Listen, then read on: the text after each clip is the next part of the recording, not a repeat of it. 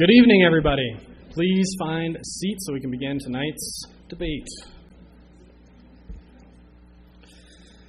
Welcome to the first semester event between the Boise State College Republicans and the Boise State Young Democrats. My name is Benjamin Swartz. I'm the Vice Chair of the BSU College Republicans, and I will be your MC tonight. I would like to personally thank everybody in this room, students, faculty, families, and all others, for taking time out of your busy schedule to come together and celebrate our free speech here in our great country. Thank you.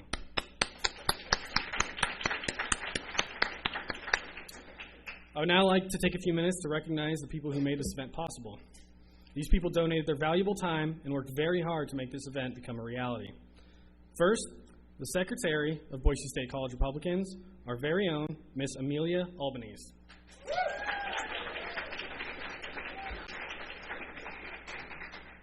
Second, the Treasurer of Boise State College Republicans, Mr. Cody Elliott.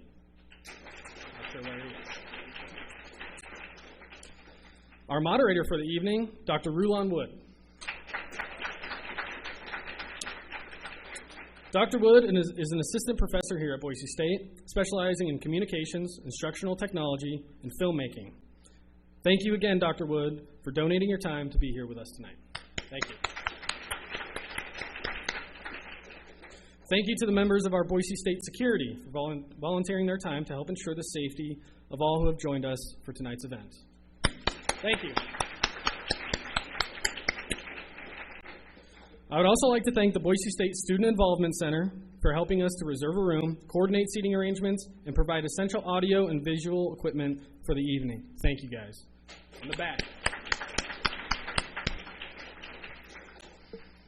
And finally, I would like to thank our debate speakers for the evening. For without them, this event would never have been possible. Thank you, speakers. And now, without further ado, I would like to introduce our debaters for this evening's event. First, the chair of the Boise State University Young Democrats, Mr. Joe Goode.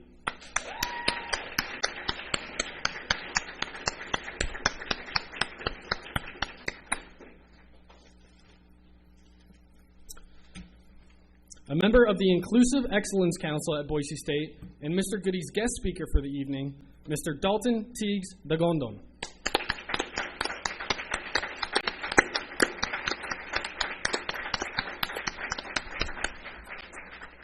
And finally, the chair of the Boise State University College Republicans, Mr. Benjamin Chafetz.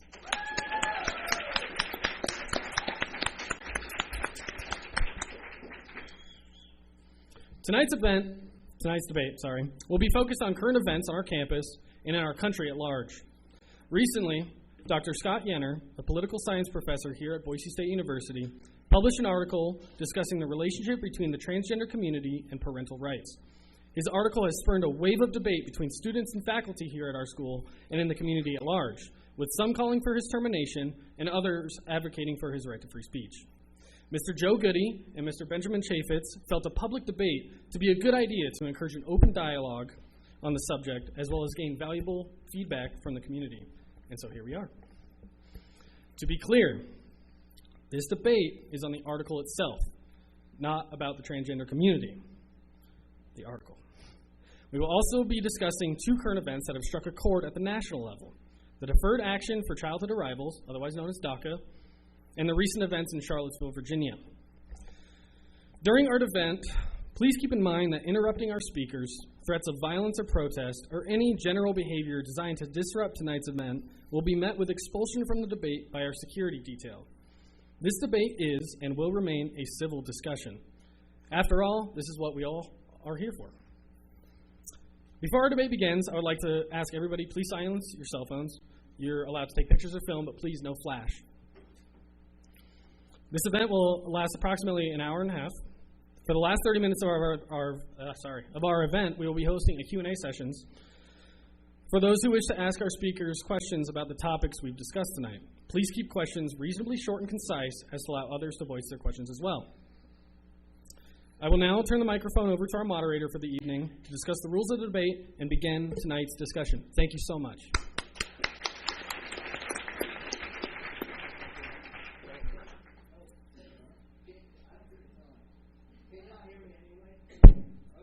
So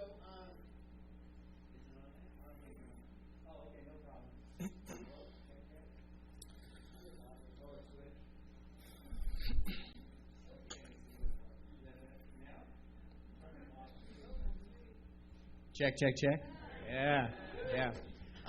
So the way we're going to work this tonight is we'll give each speaker a couple of minutes to make a statement, and then after they make a statement, then we'll pose some questions to them. And these questions will give each speaker the same amount of time to respond, and then they have a chance to respond to each other. And then after, the really fun part, I think, will be at the end of, after we've discussed these questions, then we're going to open up for Q&A. But again, just to reiterate what Ben said, we want to make sure that it's a comfortable dialogue, people feel safe, and that it's a chance to express our feelings and share our stories and also talk about issues. So anyway, I hope that makes sense, and so we'll get started. So, did we flip a coin or anything? I concede. You do? Okay. All right. Okay, so Joe, you have a few minutes to present some ideas. Got it. Thank you for everyone for coming here, first off. As president of the Boise State Young Democrats, we have taken a strong stance against the recently published article by Dr. Yenor. Dr. Yenor's publication would be better classified as hate speech. In a time where many are feeling emboldened to act with hate towards historically marginalized communities, this article has only lent itself to those same individuals that would dare debate or question another person's humanity on the most basic level. We should all be deeply troubled knowing that members of the LGBTQ community are the most likely victim of a hate crime, twice as likely as African Americans, who are the second most likely to be victim of a hate crime. This publication also came out on the same day as the Charlottesville terrorist attacks, where we watched current-day Nazis and white supremacists chanting the name of hate, masquerading as freedom. The publication is an echo of the oppressive systems that continue to further marginalize groups of people that want nothing more than to live, work, and thrive in our communities without fear of discrimination, domination, or violence. As a cisgender, straight white male, it is my responsibility to leverage the privilege I have and yield my platform to those that are being directly affected so that they may speak for themselves from a place of lived experiences. It was with that thought in mind, we decided to reach out to our friends from the Inclusive Excellence organization on campus. In my place for me this evening will be Dalton Teagues,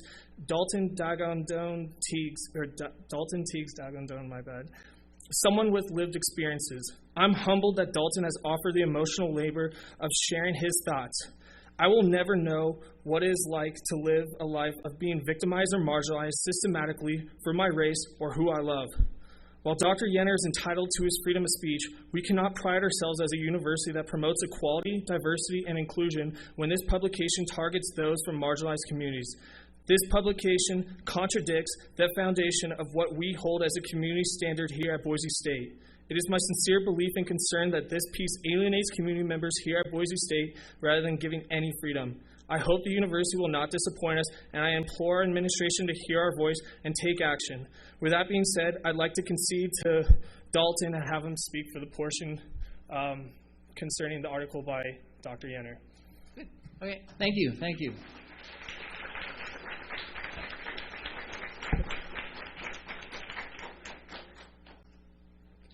Dalton, whenever you're ready. Alrighty. Before I begin, I'd like to take some time to recognize that we are on stolen lands. So the people that once existed in the land were the Shoshone, Paiute, and Bannock tribes. Because of the history of colonization within the United States, they have been forcibly displaced and have been, and policies that enacted genocide upon them exist still today. My name is Dalton Dagondon Teagues. I am a genderqueer immigrant from the Philippines. I'm also here on behalf of the Inclusive Excellence Student Council. We hope to connect the conversations happening on campus relative to diversity and inclusion and make the stronger connection to facts. We do not support any party, and we will not support any party within the future. We'll refuse to have conversations on the validity of trans people as real people. If the conversation concerns the validity of any marginalized group, then we will leave the conversation, but you may expect a statement from us. Thank you. Thank you, Dalton.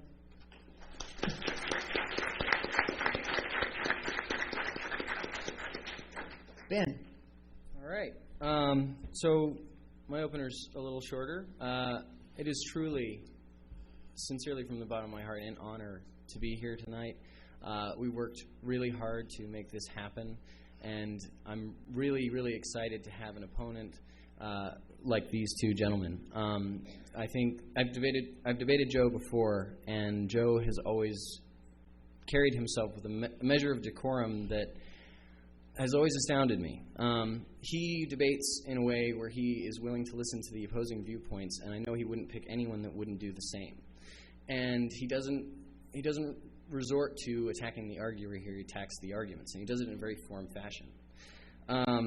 One of the things that I want to talk about tonight is really to you. Before we, formally begin, I would like to ask one favor from all of you, and I'm not just talking about my friends on the left. I'm talking about my friends on the right. I want you to consider what the other person is saying, regardless of who's saying it. I want you to consider that we're here to be challenged, not offended. I don't want to offend anyone, but that happens when you're challenged. When your beliefs that you hold fundamentally are so true to you, and somebody says something that is just completely polarizing and opposite to what you believe, it makes you upset. It makes me upset. I won't deny that at all. But what I ask is that you consider what the other person is saying and that you try and justify it in your mind. And that I have a code for how I justify everything. I ask myself what kind of country I want to live in, and I don't mean language or practices. I mean free or policed. I mean, do you want to go through checking what you say every single second? I mean, do you believe in the First Amendment? Do you believe that your rights end where mine begin, and vice versa? Do you believe that you want to live in a world where your property is your own, your charge is your own, and what you do in this world counts, and you are accountable for? If you consider those things when we are talking, I think we can have a really honest discourse and a really interesting conversation. Thank you all for coming. Cool. Thanks, Ben. Okay. So we have basically three topics that we're going to discuss tonight, and the first one is freedom of speech. So this is my first question, and so we'll go back to Dalton. Okay, Dalton? So here's the question. It's kind of a long one.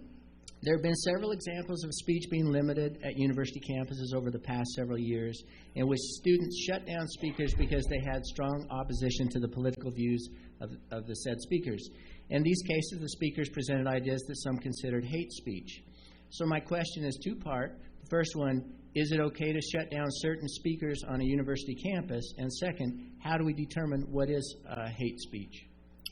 Thank you. So first of all, I'd like to introduce the notion that just because something is legal does not mean it's aligned with people's morals. A measure of morality does not go by the law, as with the history of colonization in this country. So we do believe that Yenor is entitled to his opinions, but we also strongly believe that the Boise State University, and especially administration, has a strong commitment to diversity and inclusion on its campus. Since it is a public institution, it must protect trans students as any other marginalized students on campus. Okay, cool. All right, Ben? Just for clarification, when you say protect trans students, can you clarify that, please? So I will refer to the diversity and inclusion statement that was signed by President Castro in February 2016. One second, I'll put it up. So one of the things that I'll list the three things that I think are relevant to this conversation: unconditionally rejecting any form of bigotry, discrimination, hateful rhetoric, and hateful action. Moving beyond simple tolerance of differences towards the more comprehensive goals of acceptance, pluralism, and inclusive excellence. Developing a process for identifying goals regarding diversity, inclusivity, along with the reasonable and realistic allocation of resources and a structure for accountability for the achievement of those goals. It is undeniable that trans people are historically marginalized. Okay, thank you. Your question was, if you could repeat it. Sure. I have a lot running through my mind. Yeah, it's okay. So it's actually a two-part question. So the first one is it okay to shut down certain speakers on a university campus? Okay. And then how do we determine what would be considered hate speech? Okay. So, no, it's absolutely not okay to shut down a speaker on a university campus under any circumstances unless there is a call to action wherein he is saying burn down the entire university. Then you should absolutely shut him down and bring him to jail. Sorry, he's advocating the destruction of property, and that's violence. Hate speech, no. Hate speech is whatever somebody considers offensive or that they are offended by. So, i.e., if we are going to go down that road, then saying someone is white privileged, saying someone is racist, saying someone is bigoted, saying someone is really anything could be considered offensive and hate speech. So if we're going to do that, we're going to sacrifice all the freedom that we have. Again, your rights end where mine begin. If you tell me that I cannot say something, you're encroaching on my right to free speech. You are also telling me that you know better, you have a higher morality than me with regards to my own language, which is really what we're talking about here, isn't it? We're talking about saying, okay, you do not know how to be a moral human being. Person A does not know how to be a moral human being. This person does not know how to function in society within the rules and decorum that we have decreed is okay. Well, there's a difference between morality and legality. If you want to live in a free country where your property is your own, your charges are your own, and you get to do with it as you please as long as you don't infringe on someone else's property, then you don't get to do that. If you don't want to live in that world, if you want to live in a world where morality is subjective, where morality is judged by you and you and you and you, then we're never going to have a common morality. We're never going to be able to live in the same world, and we're going to be destructive. That is not a goal of unity. That is not a direction that I think any civilization would want to go towards. And, with regards to I don't remember what you quoted. I apologize. The thing Dalton quoted. I apologize. But rejecting bigotry, acceptance, develop goals. I mean, I'm all for these things. I don't think anyone isn't. The thing. I mean, I'm sure there are people that aren't, but I am not, and most conservatives I know are not. The point I'm trying to make here is that what does that include? I mean, if somebody says, "Hey, you're trans and I don't like you," well, that's a reflection on them, not the person they're speaking to. If you fight back to a bully, the worst thing you can do is fight back because you give him power over you. You would never do that. And Tanisha, who's I'm sorry, I didn't mean to point you out. I was at a Black History Month museum after Charlottesville, and the guy who organized it, let's call him Phil, he was really generous. He talked about something that happened in Coeur d'Alene. A bunch of Nazis were walking down the street, and they were ignored. And when they ignored them, they went away. Why did they go away? Now, some people have said that when you are silent, it means you agree, it's okay, I'm not going to do anything about it. Well, if a bully thinks that you agree, if a bully thinks that he has won, he's going to go away. Why don't you want them to go away?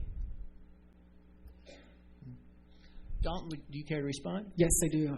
So, in terms of the response that where we can't judge morality by pace of everyone's subjective views on it, I agree with that. But there are historical facts in history that we must be mindful of. We can't just detach ourselves from history. We can't simply just say, "Oh, just because I did not personally commit those crimes that personally attack certain people from marginalized communities, doesn't mean I can walk away freely from that." As an able-bodied person... I'm sorry, can you clarify that? I'm sorry. So I am not a person, I'm a person who experiences privileges and marginalization. These privileges didn't exist just out of thin air. There are historical moments in history where these people were marginalized. Does that make sense? Well, you said that regardless of whether or not you didn't do something to a group of people, right, then that doesn't mean you can just walk away freely. So I need to understand what you mean. So I began my opening statements with recognizing the indigenous people that once stood on this land. Us going to a university that displaced indigenous people and built a university on it, we still have a responsibility to those indigenous people that were displaced. Which ones? 1 second. Which ones? Shoshone, Paiute, and Bannock. Okay. So this area specifically. Sure. Just because I am not a person who once colonized this land, I'm still participating in the systems that we constantly benefit from as a person who is not indigenous to this land. So that's my concern. If we measure morality by how everyone voices their morality, that's not the case I'm concerned with. I'm concerned with the morality as it is in the historical arc of justice. Mm-hmm. So I'm just going to make sure that we don't interrupt each other, and we'll try to keep it to about a minute. So, okay. So I don't mean to press too much on this, but is there any concrete way that we can address this issue of hate speech to come to some kind of understanding of how we identify something as hate speech? I believe Dalton was last, so Ben, you're next. How we identify hate speech. Yeah, so if someone says that's hate speech, is there some way to know that that's hate speech? I mean, to my understanding, and feel free to correct me if I'm wrong, but it's when someone's offended. I mean, I don't believe that hate speech matters in the sense of legality. I do believe it matters in terms of people. So I do not express hate speech, and I do not condone it. That being said, I will fight for anyone's right to speak it. I don't care if you speak hate speech. That just makes you a immoral human being. It doesn't have any reflection on the person you're saying it to. So, I mean, yes, hate speech is a thing. Calling someone a jerk is technically hate speech. So are we going to we should get shock collars, really, and just every time somebody curses or says something mean to someone, we should just zap them. If I may respond to that, yeah, calling someone a jerk is not historically context. Like, that doesn't make sense to me as a person who studies history and how that impacts people. When you call someone a racial epithet or anything that's transphobic, those have threats to them, knowing what happens in history. Okay, cool. Very cool. Okay, I think... May I? Sure. So, if you call someone a Nazi, could that be a threat? No, because the Nazis advocated for the eradication of people, so that's not a certain case. I'm talking about historically marginalized groups. Well, all right. So Antifa calls for the silencing of conservatives or anyone who disagrees with them. I don't support Antifa. I didn't say you did, but they are calling people Nazis and then beating the crap out of them. So my question to you is, if it's not hate speech, if they don't want to eradicate people, if they don't wish to harm people, I'm not understanding your dichotomy there. I refuse to answer this question. Okay. Okay, no problem. Let's. So I'm gonna stick with this topic a little bit, and I'm gonna talk about the article that was brought up earlier. So here's the question. During a recent article by a professor at BSU, many individuals called for him. To be fired for his opinions related to transgender identity. How would you respond to this situation in relation to free speech? And if students feel unsafe, should speech be limited? Because I know that certain students felt unsafe after this article was published. I'm not sure who we're with at this point. I went first last time. Okay, Ben. So the question is, what do we do about people feeling unsafe in response to the article? Yeah. So okay. Yeah. Yeah, I don't know what to tell you on that one. That's it's an article. It can't hurt you. It doesn't mean anything unless you give it power over you. If you give it power over you, then yes, it means everything. I mean, of course it does. Why wouldn't it?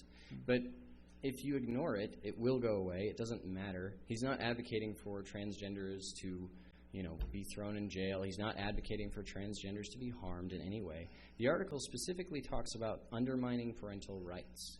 And I have the article pulled up. One of the things he talks about, which was an excellent point, where the movement behind it, not transgenderism itself. Transgenderism.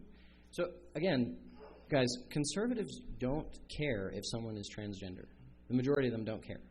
If someone wants to be transgender, we support you being transgender.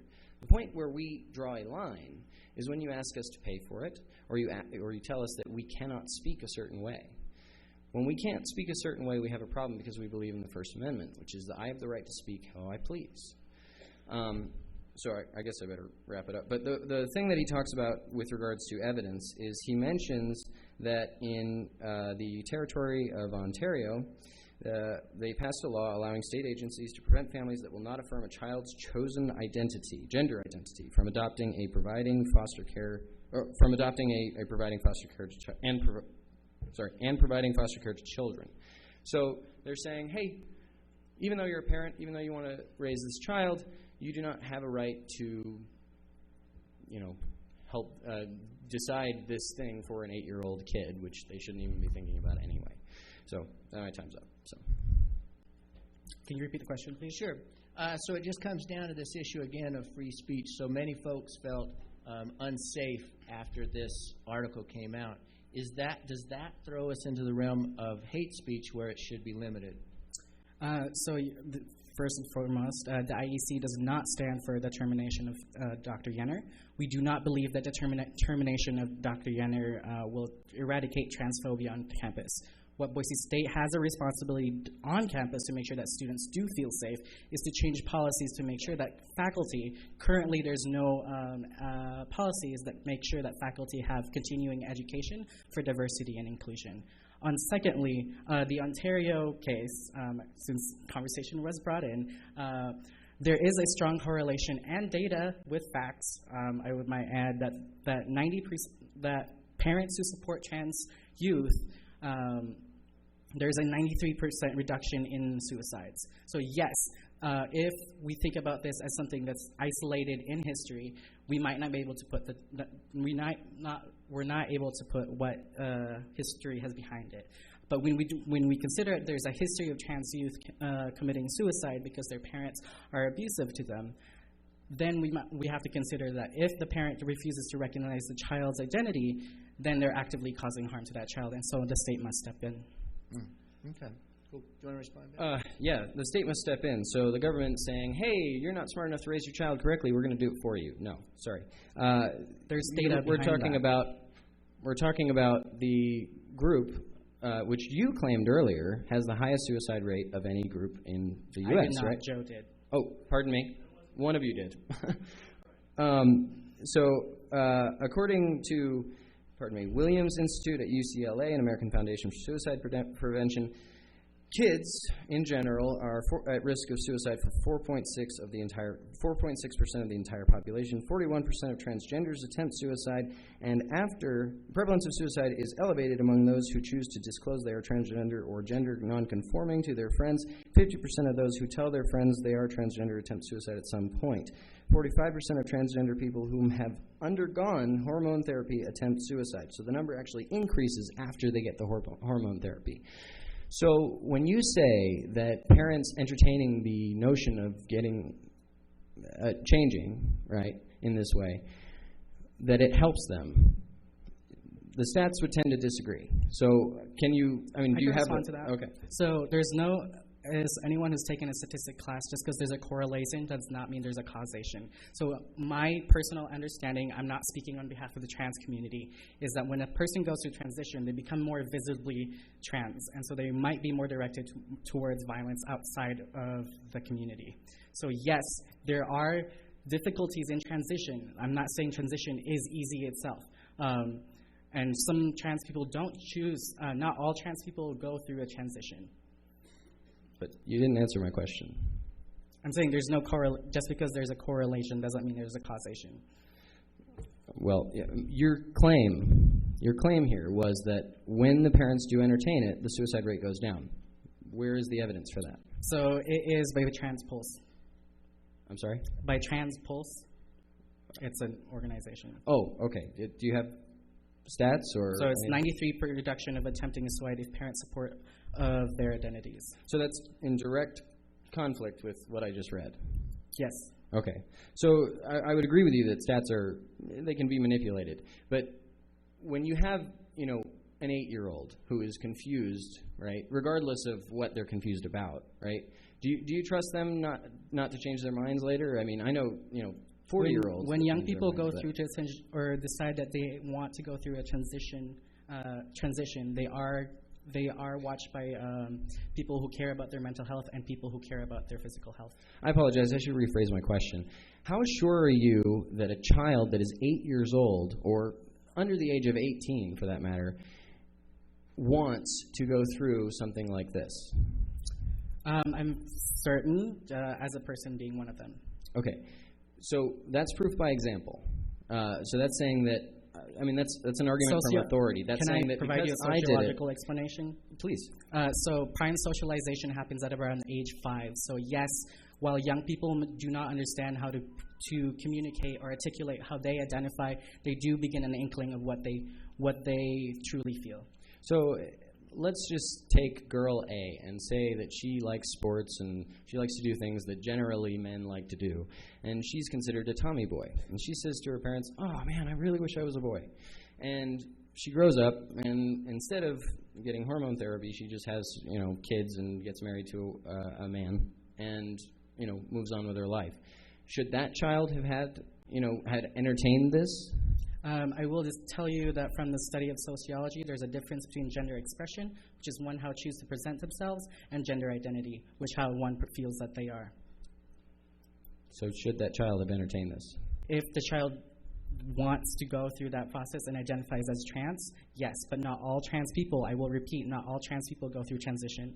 So your position is, if a child wants this and it fits the criterion, right, then, and the parents do not act and do not provide an avenue for this transition, then they should not be allowed to raise their children the way they want? The state should step in? I'm saying that there are health professionals, both mental health professionals and physicians, who can guarantee the safety of that child. So the state should not step in? With the state's supervision. Okay. That was all I wanted to know. Thank you. Very cool. Very cool. Good work. We have one last question that has to do with freedom of speech, and this one I think is important, but probably not super, maybe a little controversial, but mostly just important, I think. So the country is heavily divided right now, and it seems like a university is a special kind of space where we can kind of see what new ways to solve problems. Can you foresee a way that we could express our views in the most productive fashion possible and come to some kind of productive outcome at the university that would work? And what would that look like? Can you repeat that question? I don't know. The real question is this. Is the university a different kind of space that we can make more productive in terms of dialogue? And if so, how do we do that? I think with the amount of research that's available to us and access to information, yes, then the university can be a place for that conversation and progress. Mm-hmm. I think what we're doing right now. Right on. Very cool. I mean, I have not seen this ever on this campus. Yeah. I have not seen this on the campus I went to in North Carolina or in London, where I went to another school. This is awesome. I can't believe how much traction this debate got. Yeah, very good. And the conversation that we're having, I think, is very interesting. Nice. Very good. Okay, thank you. Okay, we're going to switch gears now, and we're going to talk a little bit about the opinion piece by Professor Yenor. And so this is my first question. So part of Yenor's argument focuses on the trade-off between the rights of young children to consider transgender identity and the rights and the trade-off between the rights of the parents to raise a child in the way that they feel is appropriate for that child. How do we strike a balance between those two? I guess you'd call them rights, or do we need to? Maybe we don't need to. What do y'all think about that? I started the last question. Sorry? I started the last question. So okay, Ben. So the idea it's kind of the idea that you presented before, where you said, should the state step in? Child's got some rights, parents have some rights. How do we balance those rights? So here's the really neat thing. I don't know anyone who has it completely figured out for raising their children. I know that there are terrible parents out there, and I know that there are wonderful parents out there. I like to think that my parents are pretty great, but, they have their flaws. They fight occasionally, whatever. I don't know anyone who has it completely figured out. I would trust parents to raise their children how they see fit, with the exception of, obviously physically harming their child. That being said, I don't know of a single thing that the government knows, that the government does that they do well. I can think of one thing they do okay, but most of it is crap. I mean, we're $22 trillion almost $21 trillion in debt. We have a healthcare system that is completely broken. We have tuition skyrocketing, and that's partly because it's funded by the government. It's subsidized by the government, pardon me. And why would you trust the government to do that in the first place? I mean, yeah, there are crappy parents, but there are also good parents. Why not just let people be? This is the beauty of the free market, and this is the beauty of being free, is that you have choice. You have the opportunity to be good. That doesn't mean that you will be good. Forcing people to be good has never worked. I cannot undertake to lay my finger upon that article of the Constitution wherein Congress has the right to reappropriate funds from its constituents for the purposes of benevolence. This is James Madison, the father of the Constitution. I think that is one of the most important things that he ever said, because you do not get to dictate my morality. What I believe is moral may not be what you believe is moral. This is something we agree on in Boise State College Republicans. Not all of us have the same morals, but we are willing to respect that you have your own. And we will fight for that. Like I said earlier, I abhor racism, I abhor bigotry. But I will absolutely fight to my dying day for you to say bigoted things. Mm-hmm. It makes you a jerk, not me, and not the person you're speaking to. Mm-hmm. Mm-hmm. Dalton, can you repeat the question? I was a hard time following that. Yeah, no problem. So the big issue in the article is the idea that we have two sets of rights. We have the right of the child, who to determine their own identity, and then you have the right of a parent to raise that child in the way they see fit. It seems as though it's really tough to strike a balance between those two things. How do we strike a balance between those two things?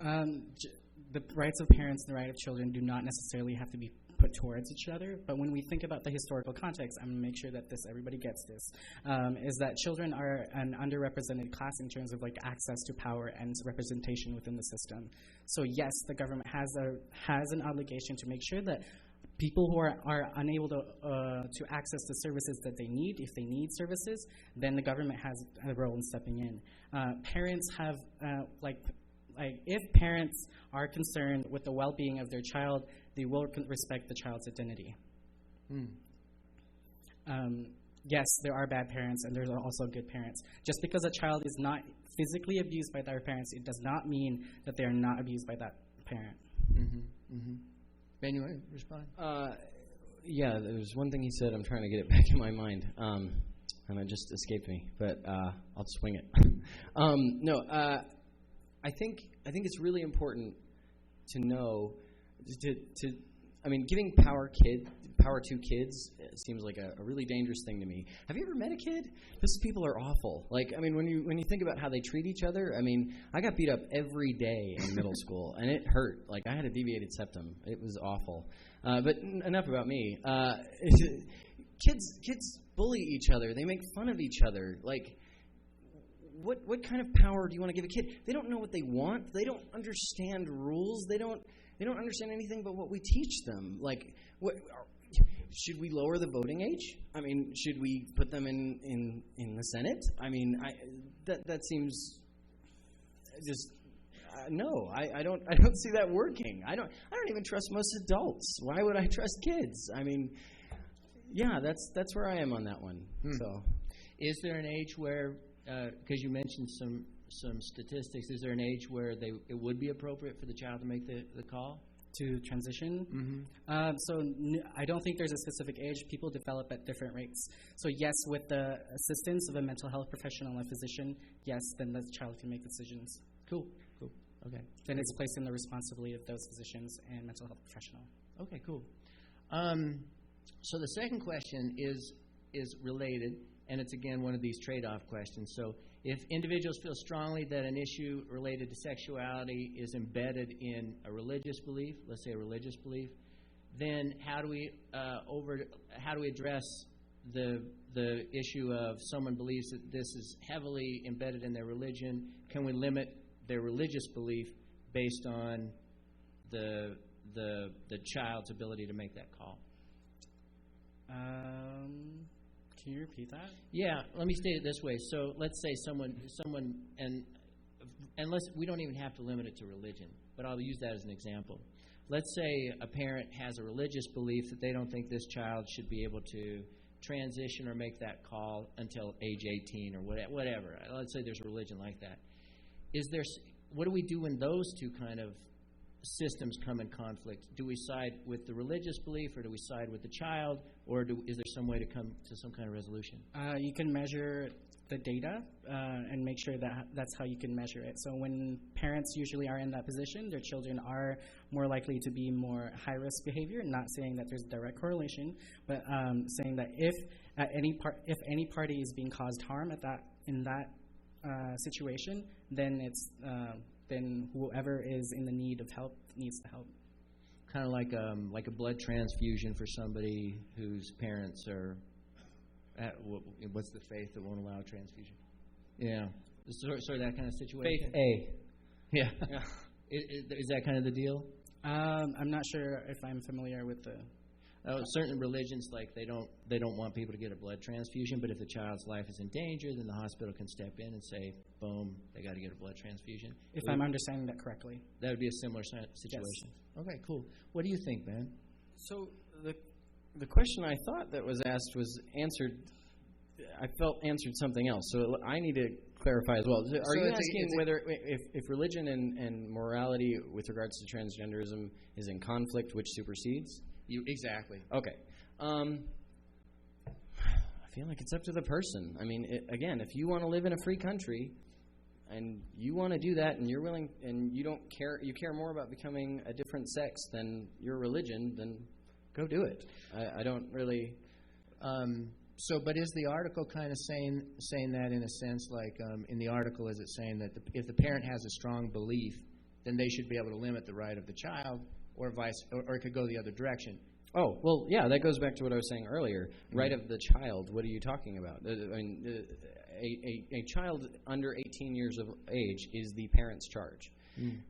I believe firmly and truly that you should be able to do pretty much whatever you want as long as you don't infringe on someone else's property or charge.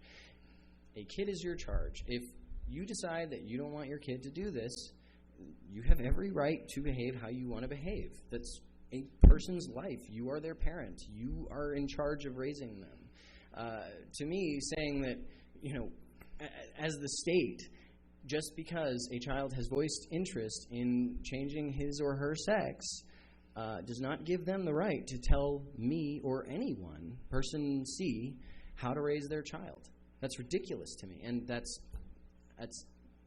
and which upsetting. May I ask a question? Sure. Even if that causes harm to that child? Harm in what sense? They're a child. They don't know what they want. They are also the parents of that child. Sorry. You don't. How can you measure that? What are you using to measure it?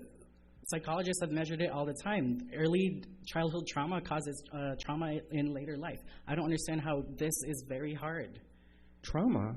We're talking about not putting them through something, okay? Regardless of what it is. I mean, look, you even said, 10 minutes ago, I don't know what time it is, not 10 minutes ago, that hormone therapy is a very rough process. So if it is, then obviously that is a rough process, and that could be considered child abuse. I mean, we're talking about, so there are toolkits in Minnesota right now that they're giving to elementary school professors. And there's a story, happened a few weeks ago. The teacher had a coming out party for a student, and the boy went in as Brian and came out as Bella or something. I don't remember the name. But there were students that came home that day and cried to their parents and said, "Oh my God, Mommy, I don't want to be a girl." And it was a boy, So what kind of child abuse are we talking about? I mean, yes, sure, you could cause a child harm from yelling at them. But, I mean, putting them through a physical process could be far worse. I mean, and scaring other children even. They don't need to be thinking about things like this. It's a long way off. They have a lot more to think about, like going outside and playing or, learning how to read. I'm sorry, these aren't things that children should be deciding below the age of 18. And even then, it's a scary prospect. Wouldn't you agree? No, that's not what I... It's not a scary prospect? I mean, it's not a scary prospect. If the surrounding environment provides support for these marginalized folks, I'm telling you, historically marginalized folks, then this person could transition. If they choose to transition, then they can transition with the support of their community. Yes. There are things that we need to be mindful of in terms of that should be considered by health professionals, not as individuals. Because I am not a health professional, nor do I claim to be a health professional. But there are, health professionals have to go through extensive training to make sure that the development of this person is a healthy development. So are health professionals always right? That's not necessarily the case, but it has been heavily researched. So if it's not necessarily the case, they could be wrong. Would you say the same thing about yourself? I haven't made any claims. What claim have I made? If you're asking me if I'm sure I'm a man and do I enjoy being a man and do I enjoy being attracted to women, absolutely. I think women are beautiful. And you know what? I don't mind that at all. Is that the question you were asking me? No, I'm asking you, like, the decisions you make, are you sure about them? Constantly. Most of the time, yeah. And why if they aren't, why try and make them right. Why would you prioritize your decisions above a child? But we're talking about decisions I make for my own life, not for someone else's, aren't I? No, a child has access to these things as being historically marginalized people. And what I'm saying is that a child can be informed of the risk. I don't understand why children cannot be told that there are risks behind this world. We already teach them that in these things. Like, children are not incapable.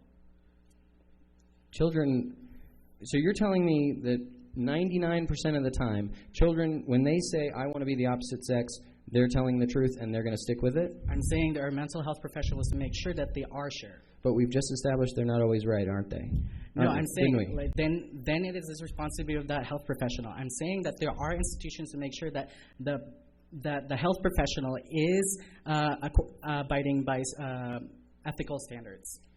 Here's what I would say to that. If a mental health professional is 100% right all the time, oh my gosh, we need to step in and take the power away from the parents and make sure that these kids get sex changes. That being said, they are not right 100% of the time. Children very rarely know what they want and often change their minds. And therefore, telling parents that they do not know how to raise their children and that they need to be controlled is not a free country. So my question to you, my final question in this particular topic, is do you support people's right to raise their children how they please? No. So Thank you. That's not the certain case. If I may respond to that, so long as it's the healthy development of that child, there are stipulations on everything. Okay, cool. Very good. Good discussion. We're going to shift gears again now. We're going to talk a little bit about Charlottesville.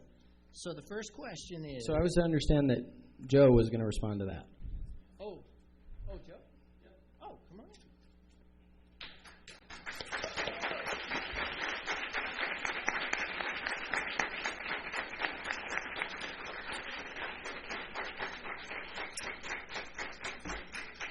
Can I just take a moment to debrief? Sure. So we got into a lot of the speculation of the article itself and someone just deciding to define themselves as non-cis heteronormative. And what the main problem is right here is that this article offended numerous students on campus and made them feel like Boise State is not a place for them. This article hurt a lot of people and confused a lot of people, especially because we've seen the university come out after the election of Donald Trump, after the refugee ban, after DACA, and they've always reiterated, we stand for this, we stand for inclusion, we stand against hate, we stand against all of these things.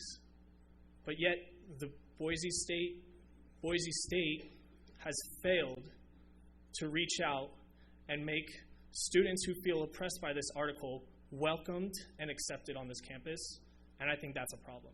So that's, I think, the most important thing. We shouldn't be having to argue someone who wants to freely choose who they want to be. If you want to be whoever you want to be, that's fine.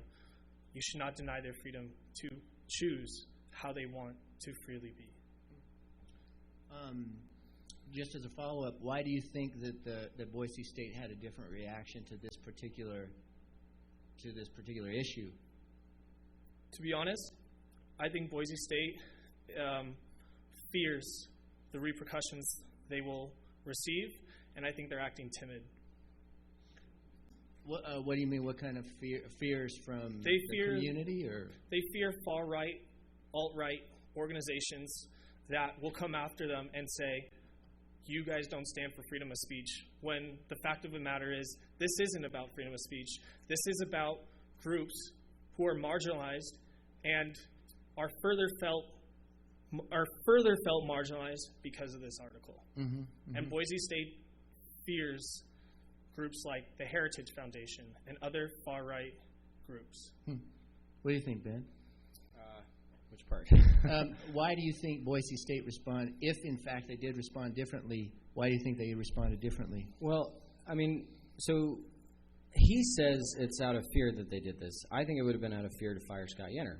And the reason being, the mainstream media, most people in today's society believe that we need to cater to every single person who complains. Squeaky wheel gets the oil, right? So I think it was actually an incredibly brave thing that Boise State did to not fire Scott Yenor. And, I mean, when you really read the article, it's pretty milquetoast. It really doesn't accuse transgenders of being inhuman at all. And all it talks about is how parents' rights were undermined. And Dalton just proved it. I asked him specifically, should the rights of parents be undermined in order to address this issue? And he said yes. So, I mean, it sounds like Scott Yenor proved his point. I mean, really, when you think about it, he didn't talk about transgenderism at all. He talked about parents' rights. So, for the university to take a stand like that, I actually think was really impressive. I mean, we've seen universities shut down speakers for disagreeing on this issue. Boise State allowed this debate to happen. Wow. I'm still floored that this debate happened. I mean, I really am in shock that we're here today talking about this. So, I mean, I applaud Boise State for taking the brave stand. I think it was very brave. Cool. I'll just say that we believe Boise State should take whatever action is necessary. So that may not even mean firing Scott Yenor.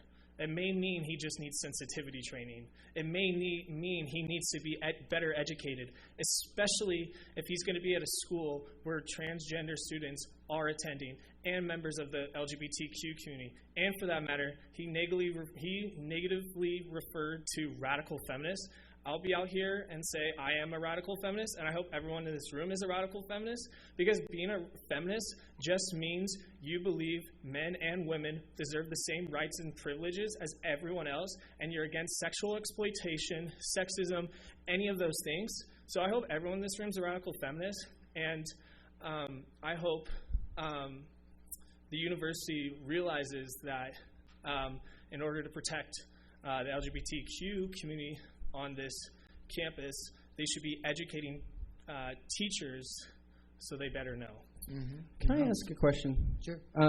So we're talking about offending groups, right? Would you today denounce Antifa? Well, No, it's a yes or no question. Oh, I'm sorry. Fine. Go ahead. Let's give context. I mean, I don't know what context you need. They're a domestic terror group, so... They're not. They are labeled by the U.S. government as a domestic terror group. Yes. Okay, so Antifa is simply a group against fascism. That sounds pretty good to me right there. They are a group that stands up against hate groups. Sure. Sounds pretty good. And they disrupt when hate groups are meeting. So you would not offend them, but you would not offend them. What? How would I offend them? Would you ever denounce them? No, you wouldn't, right? No. Okay. No, because they're an anti-hate group, and I stand against hate. Which harms people, right? Okay. Hate harms people. No. They harm people.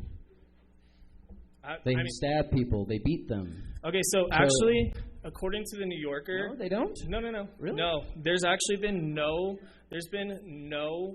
recorded deaths from Antifa to any other groups. There have been zero. So they're not violent. If we're looking at killings from hate groups, then according to the New Yorker, 76% of violent crimes are performed by far-right hate groups. So they're not violent. They'll take whatever means necessary to strike down violence and make sure that people who are proclaiming hate, evil, and terror are not able to, just demonstrate how they so freely want to. So they are not violent, yes or no? I'll just say I'm not denouncing Antifa. Okay. So would you denounce a white supremacist group? Mm-hmm. Okay. Oh, yeah. So you would denounce one group. I think we're kind of moving away from kind of the debate portion. I think we should be actually discussing the topics, because I don't want to be kind of Yeah, that's catcall okay. that. That's okay. But can I ask a follow-up, though, that I think is kind of related? Yeah. So related to this issue, so I was in South Africa during apartheid, and the ANC resorted to violence during that time. Is violence ever justified? I mean, you have to look at the context. That's all I'll say. The context is important, and I think that's important. That's all I'll say. What do you think? If someone harms you or is going to harm you, absolutely you have a right to defend yourself.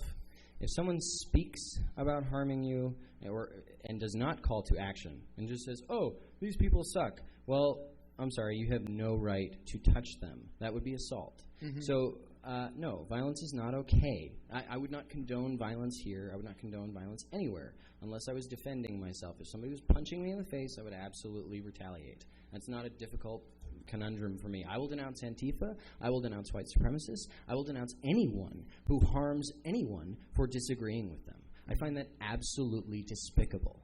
And Antifa is despicable. The KKK is despicable. Absolutely. Okay, cool. Okay, so let's talk a little bit about Charlottesville. And the first question is, what was your reaction to the president's comments in Charlottesville? And do you think you should have taken a different position? So, I'm not going to answer the question, but I'll make a statement. Okay. It was not my intention to speak on the topics of Charlottesville and DACA. I go back to our club's held belief that you can't debate someone's right to humanity or attempt to invalidate their humanity because they are different from you. When I informed our host of my intention to have Dalton in my place while discussing Charlottesville and DACA, my request was denied. Instead, I was told I was limited to speak myself on these issues. And it seems obnoxious to tell someone who is actually affected by the issues to be silenced. I refuse to debate basic humanities and rights, and these two topics I just see as that. I don't see why we have to debate, why forcibly removing 800,000 dreamers who have been in our country for all of our life, and then Charlottesville. Though Ben and I have debated different issues and topics before, none have been as impactful and close to home to so many different people who are actually affected by these topics. I refuse to speak on behalf of those communities because they should be the ones speaking for themselves. I was denied the request to invite Dalton to speak on these two issues, which I think is wrong, because I'm, once again, a white, cis, heterosexual, or straight male. I honestly don't feel comfortable speaking on behalf of communities that are actually affected by this issue. With that being said, I hope the college Republicans can see and understand that this is not my space to speak on behalf of others. And I would like to invite, so if it's okay with the college Republicans, I would actually like to invite someone from the audience that is actually affected by these issues, if they feel comfortable doing so, and if that's okay with the college Republicans. And if not, I'll speak, but in a very limited fashion, and only speak to the facts and in a forum way, not in a debate way. What do we say, college Republicans? Hold on one second. Hey, buddy. So, you guys will notice no one stepped in for me here, okay?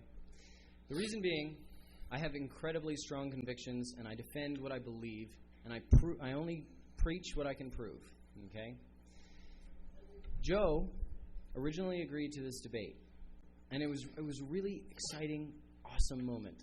I couldn't believe he agreed to it, actually. And I was really proud of him. We've debated before, and one of the things that I was really excited about was that Republicans and Democrats would be able to come together. Now, this actually isn't my call. I Jeff Sessions myself from this. I recused. I didn't want to be unfair to Joe or the Young Democrats in any way, and I put this charge to my secretary and my vice chair, Ben Swartout. Yeah, this isn't trying to leverage you in any way. This is actually just an opportunity to give the mic to people who are actually affected by these issues. I understand, when and I'm not criticizing you. I'm not criticizing you. Yeah, I'm just saying. I understand why you're doing this. And I get it. The thing is, the reason that Joe is up here today is because he is the chair of his organization. I am the chair of my organization, and my club has trusted me with making these statements. I stand by my convictions, and I represent them because of the beliefs that we share, which is the right to believe whatever you want. Now, if Joe wants to step down, I'm not gonna fight it. But it isn't my call. So, with that, I'm going to turn it over to my vice chair briefly, and he's going to make this decision. Sorry, Ben. I feel like I'm speaking to myself for a second there. But really, it's not my call, and to be fair to Joe, I will not make this call. All right. I'm going to take a few minutes with Amelia and just talk among yourselves and we'll have a decision. Yeah, have a beer.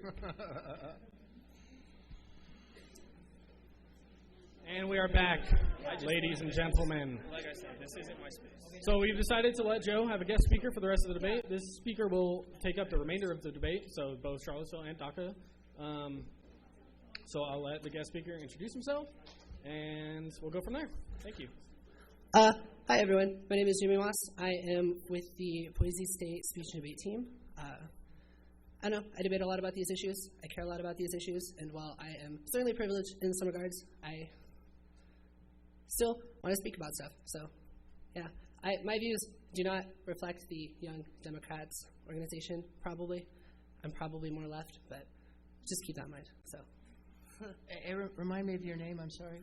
I'm Jamie Moss. Jamie. Okay, cool. Mm-hmm.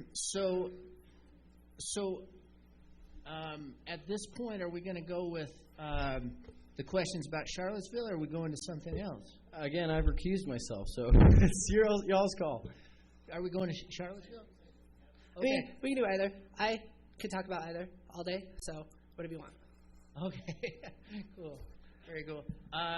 I think the other thing we probably ought to do here is, I know that a lot of people have Q&A stuff they want to get to as well. Yeah. So can we'll hit a couple of Charlottesville things, and then we'll do some Q&A? Yeah, I don't know. I'd even talk about Yenor's article some more. I actually wrote one of the articles in response to him. Yeah, so whatever you want. We can just skip to Charlottesville and DACA. Okay, and then I'll just open it up to Q&A right after, okay? Yeah. And then you can share. Yeah. Okay, very cool. Okay, so my first question, are you a communication student? No, I am an English major. Oh, cool. All right, excellent. So this would be a good one. I think this is a good one. So are statutes a form of communication? And if so, do Confederate statutes what do Confederate statutes communicate? And should this form of speech be eliminated? Am I going first? I think so. Wow, it should absolutely be eliminated. Like the argument that it is premised on history is absolutely ridiculous. Like, the majority of these statutes were built significantly after the Civil War and, like, made a bunch of profits for a bunch of rich, racist white people. And it was pretty much just served as political propaganda to support Jim Crow laws and political propaganda to support a whole bunch of, like, pretty messed up political agendas. So I see absolutely no right why this is an expression of free speech in the first place. And also, why it's necessary. I do not think that he will be able to articulate a single offensive reason why we need these statues in the first place. We tore down the statue of King George during the American Revolution, and I think we all know who won that war. So he needs to give a reason why it's key to history. He needs to give a reason why we need it literally at all. Okay. Ben? Okay. Yeah, so the question is, what do these Confederate statues communicate, and should that be eliminated? I mean, which Confederate statues? I mean, there's a lot. Let's go with General Lee. Yeah, I figured. Okay. Yeah. I don't really know what it communicates about General Lee, that he existed and that he fought in the South. Probably. I mean, I don't know a lot about Robert E. Lee. I know he was a brilliant general. I know that he was against Confederate statues being made in the first place. But I think the real important issue here is, those who don't learn from history are doomed to repeat it, right? So the last time that a group of people burned a bunch of things that they disagreed with, when I say burned, I mean destroyed, but the act of burning was enabled, was pretty recent. I'd say it's it's about 70 years ago. We had a group of people burning books because they didn't want people reading them. Well, isn't that kind of the same thing? I mean, you don't really beat racism if you get rid of the Confederate statues. You don't lessen it. I mean, I can't really think of how that destroys white supremacy. The only way I can see white supremacy going away is if you really put gag orders on people, or I don't know.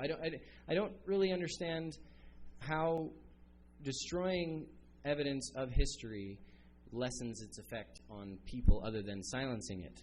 So, I mean, do they communicate things? Absolutely. What do they communicate? Different things to different people. I mean, when you look at art, you see something totally different than the person next to you. That's the point of art. It's subjective. So, yeah, I mean, Robert E. Lee's statue communicates that he rode on a horse to me. I don't know a lot about the guy. I should read more about him. That's my bad. Jamie, what do you think? Does it communicate Okay, anything? so a couple of things. I think that the fact that he's saying that you could objectively interpret these statues any ways necessary is probably testament that it's not the key to understanding how history operated in the first place. If you're right that you can interpret it just as a guy on a horse, that is probably indicative that we don't need it for education about our history. And I would also argue that there's you know how you don't beat white supremacy by constantly apologizing for it. That's also why I think we should fire Yenor. You don't solve isms of the world, like transphobia, racism, things like that, by constantly apologizing for it and constantly allowing it to just exist in the public space. You challenge it and tear down the statues. He didn't articulate, like I said, a single reason why we need these statues in the first place. We could literally open a history book or Google it. There's no reason why we need these statues. And I don't know, honestly, extend everything he said. No historical value to them. They were literally Civil War propaganda, probably an important nuance to include. And, tear them down. Okay, cool. So anything that offends you, tear it down. Well, I don't know. Throughout the majority of this debate, I think that your definition of what offends you and hate speech is pretty ridiculous. Honestly, I think that you don't account for the historical nuances. Calling someone a jerk is not hate speech under literally any legal definition. Did you do any research for this debate? Seriously? I also think that, we should tear down things that are problematic. If something is racist, why do we keep it up? Tear it down. If we're really true about, actually moving forward in healing whatever divides we have in this country, the answer isn't to keep monuments to past wounds.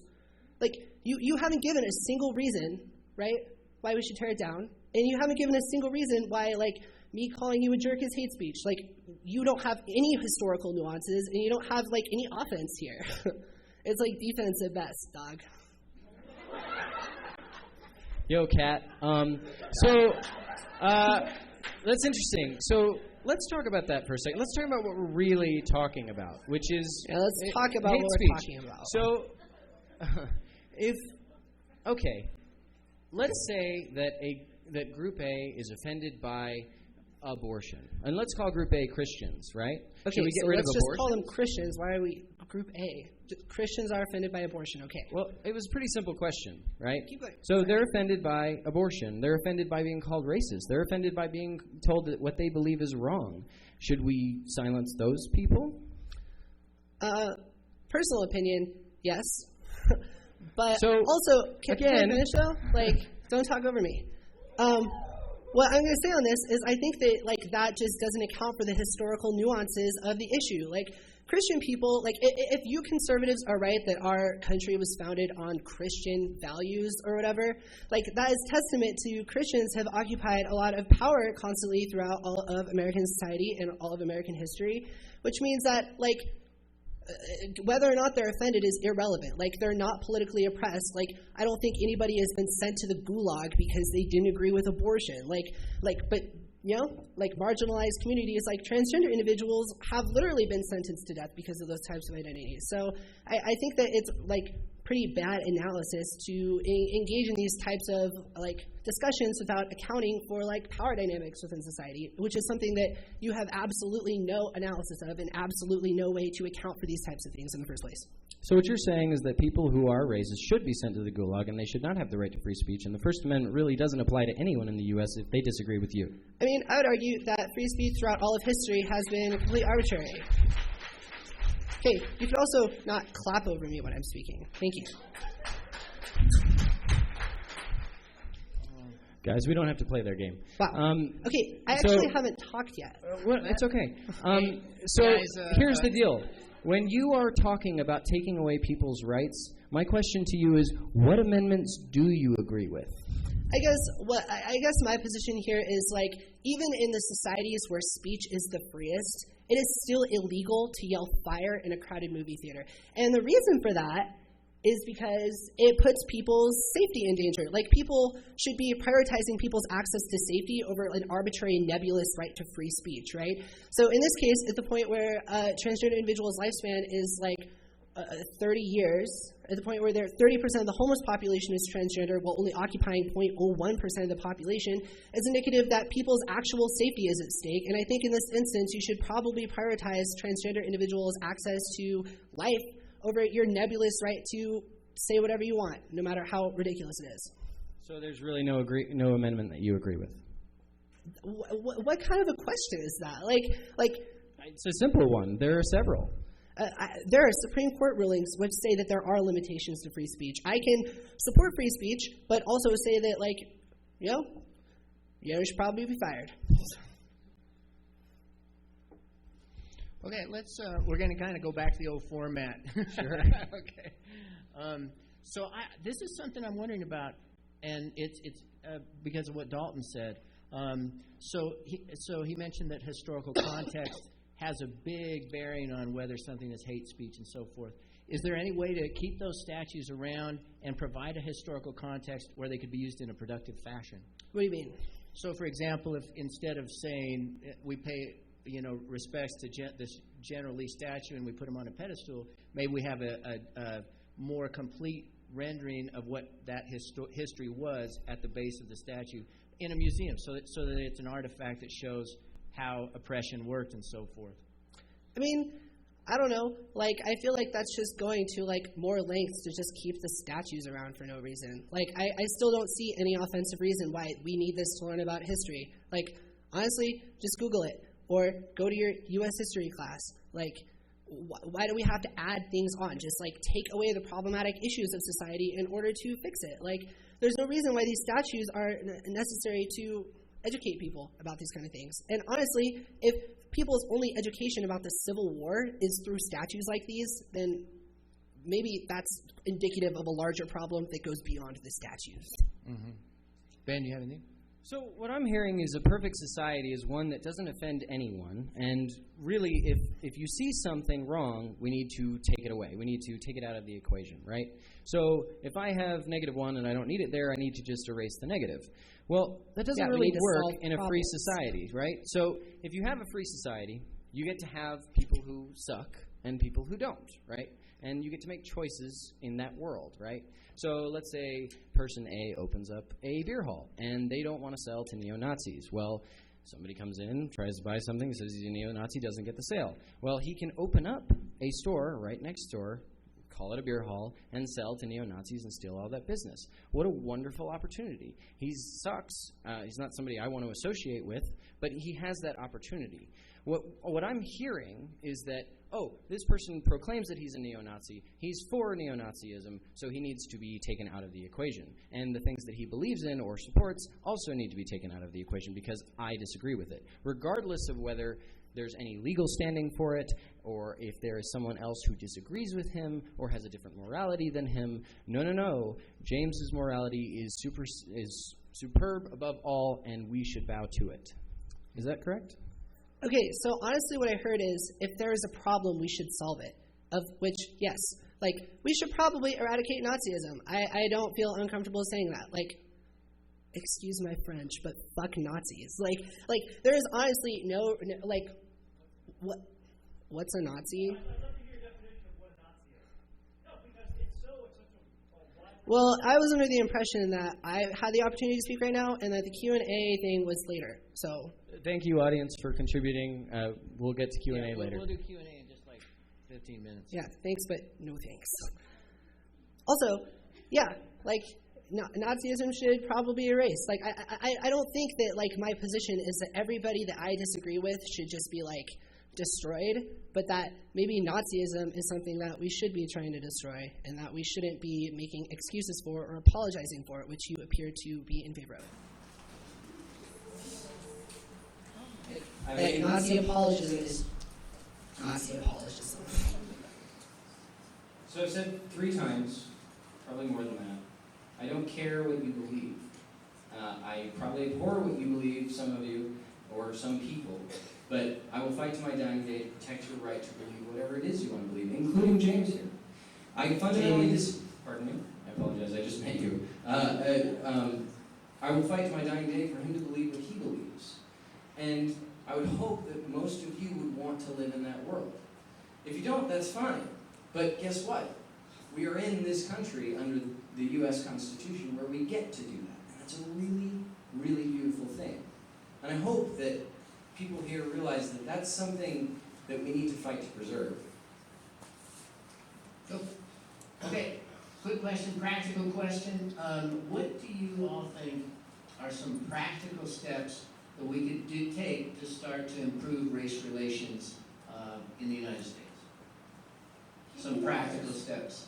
I'm dying to hear yes. I mean, I think I already answered that. With the beer hall thing. You don't get to dictate morality to me. The government does not get to dictate morality.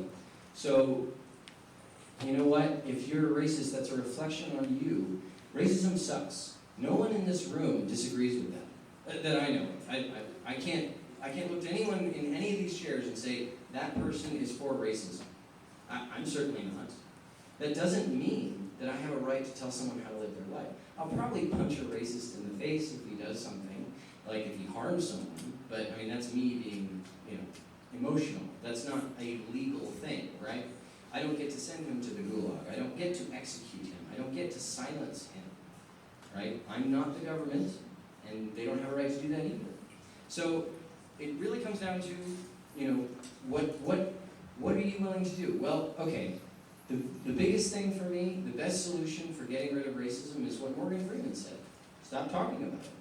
When you take away power from a bully, the way you do it is you ignore them. They become powerless. Like the story I told earlier in Coeur d'Alene. It's about ignoring Nazis. They went away. Why would you give them power over you? When you react to a bully, he hits you more. I know, I got bullied every day. It's not hard. Ignore them. Jamie? I don't know. Honestly, he just made a bunch of reasons why we shouldn't do anything to improve the state racism in the country, and I feel like there was a lot of apologism. I just disagree with a lot of that. I don't think the way to handle a bully is to ignore him, and I know that as somebody who has been bullied for their sexual identity. Somebody called me a faggot in high school, and I punched them in the face, and they never said that to me again. Do you know that when Hitler took power during Nazi Germany, the United States' reaction and everyone's reaction wasn't just to casually ignore it, it was to, literally invade them and remove them from power. That is how you change things. You need to be able to take concrete steps to improve the state of relations and the state of, white supremacy in the United States. And it's just going to continue. Our country has been ignoring it for its entire history, and it has not gone away. So the answer is to literally do something about that. Punch a Nazi in the back of the face. Actually take concrete steps to make things better for the world. The answer is to not just ignore it and to profit off the fact that racism exists, wow, he advocated for it as a beer hall example. So one thing, real quick. There are kids watching this. Please stop cursing. Thank you. Okay, I don't want to hear anything about child abuse from some of the aberrant things that you said in your own words. Well, let's just hold it right.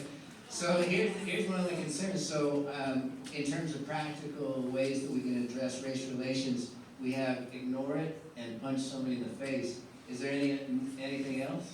I don't know. Can you really negotiate with white supremacists? Can you really negotiate with white supremacy? I think that as soon as you start to do that, that means that white supremacy wins. So I think maybe white supremacists might be a little more overt than a lot of the racism in the country. Are there ways to address racism that's more covert? I don't know. White supremacy is both of those things, but it has still happened. Even when it's casual, it's still an act of white supremacy. Fight it. Okay. I think maybe it's time for Q&A. Can I just say one more? Sure, Ben. Yeah, so, and Ben, if you want to start lining them up, because you've got hands going up. So, I'm just going to go through a couple things here. Racism is defined as the belief that all members of each race possess characteristics or abilities specific to that race, especially so as to distinguish them as inferior or superior to another race or races. If you don't believe me, there's etymology behind that word. So, race is defined as each of the major divisions of humankind having distinct physical characteristics, and an example is people of all races, colors, and creeds. Ism, a distinctive practice, system, or philosophy, is typically a political ideology or an artistic movement. So when we're talking about racism, I can say white men can't jump and black men are good at basketball. One's a compliment, one's an insult, and both are equally racist. So when you're talking about racism, you're talking about everyone. You're talking about literally somebody saying, hey, that guy's black, so he can run really fast on a football field, which is an equally racist statement. So how far are we willing to go to silence these people? I think we should have a black box in front of everybody's mouth, personally, but, that's just me. So, and then there's one more definition here. Fascism, a political philosophy, movement, or regime such as that of the fascist that exalts nation and often race above the individual and that stands for centralized autocratic government headed by a dictatorial leader. Severe economic and social regimentation and forceful suppression of opposition. Opposition. So what we're talking about here, what he's talking about, is people who disagree, opposition, need to be silenced. This is not an okay thing. What you are talking about is silencing people, harming people who disagree with you, and ignoring dissent. When you do that, you sacrifice people's freedom, and you destroy any progress that you could have made. I find it abhorrent when someone wants to take away another person's rights merely because they disagree with them. Yes, that is vile. And I will never subscribe to that, no matter how many times I am called a bigot or a white supremacist or any form of supremacy. Just quick thoughts. I think that definition of racism and everything you just said lacks the historical nuance I've been criticizing for you pretty much the entire time I've been speaking. And also, yeah, that's what I'm going to say. You spoke for yourself. Okay. Okay. So, yeah, we're going to do the Q&A now. Yeah, and can we just lay down a couple ground rules? Yeah. Please try not to throw personal attacks and just stay with the issues, okay? Yeah, we're going to line up. We're going to go ahead and line up, or near the end. We still don't have people lined up. You can come back and readdress your questions. And please state who you are asking the questions. Thank you. Hi, my name is Alejandra, and I have a question for you, actually. Thank you. Since you guys did not get to talk about DACA, so you're talking about you are representing here the College Republicans. Yes, ma'am. So you're talking about how you are finding solutions so that we should ignore it and it'll go away. So clearly the Republicans have ignored immigration reform for years, and now we're having an issue with building a wall is not going to fix it. So now we're looking at deporting the DACA since that's been taken away. And these are members that also contribute to the economy, that affects all of us, Democrats, Republican, whatever you identify as. So clearly ignoring the issue is not working. So what's a solution other than ignoring that you would say? So my issue for DACA is definitely not to ignore it. I would totally agree with you on that. We need action. And my issue is a firm stance. I don't believe DACA is okay. It was illegally implemented. And it's a very unfortunate thing that occurred. And to that, I couldn't agree more. I think DACA is something that needs to go. And I know that's a harsh thing to hear. But just to go through my reasons, right? If you have a home and someone comes into your home and they bring a child, or they come into your home and you don't want them there, what are you going to do? You're going to escort them off your premises if you are physically able. If you don't want someone in your home and they come in your home, that is illegal. This is a country, we do have borders. Coming into this country illegally is a crime.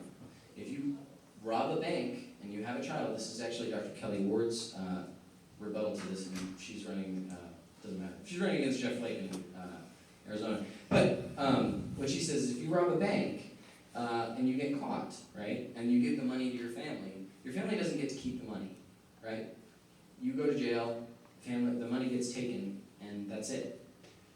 Yes, it's a very sad thing that's happened, but these people who came into this country illegally made the choice to bring these children. Sorry, that's called accountability. You broke the law. You're on stolen land right now. Seriously? I mean, we can certainly address stolen land. Which tribe were you going to give it back to? There were 3. Did you know that they warred with each other? That is absolutely irrelevant. You shouldn't be here in the first place. Like, you can't advocate that type of immigration rhetoric on land that you literally are occupying right now. So, who did you give it back to?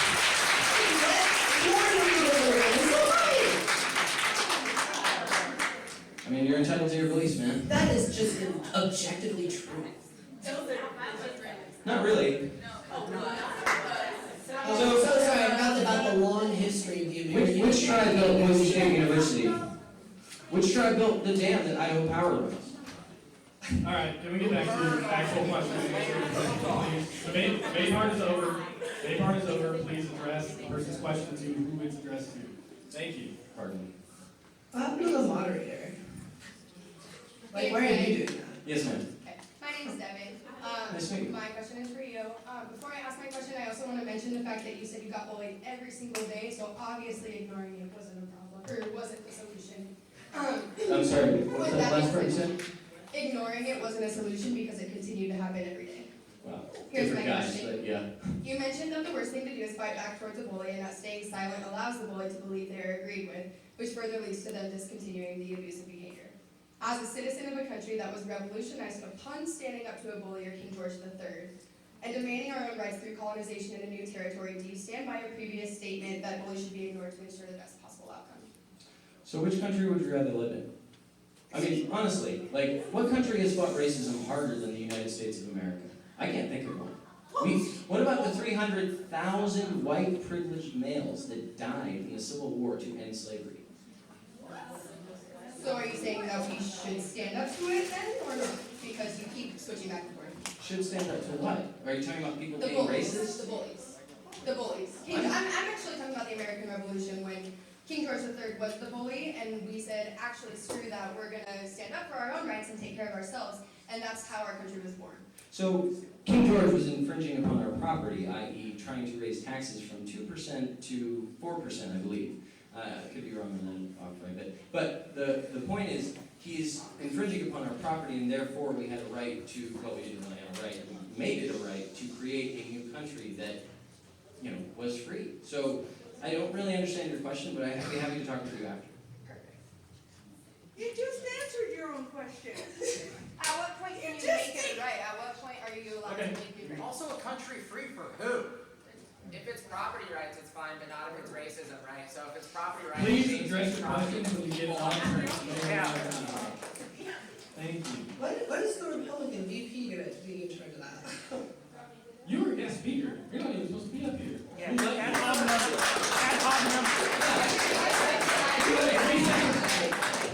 Stop that. That is rude. Yes, that was so disrespectful.